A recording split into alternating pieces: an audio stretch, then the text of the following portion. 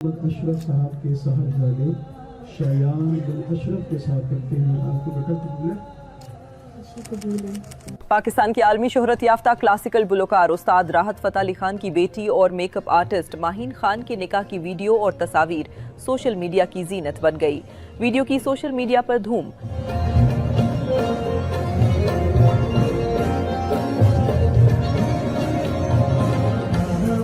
हाल ही में लाहौर में माहीन खान का निकाह करीबी अहले खाना की मौजूदगी में अंजाम पाया।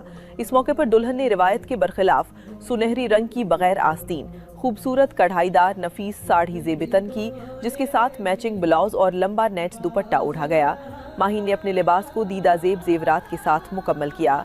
दूल्हे ने दुल्हनिया से मैचिंग करते हुए सादा सफ़ेद शेरवानी पहन रखी थी, जबकि जोड़ा एक दूसरे के अंदाज को खूबसूरती से मुकम्मल करता नजर आया। तकरीब के दौरान माहीन खान ने अपने वालिदैन, भाइयों और दीगर अहले खाना के साथ तस्वीर भी बनवाई।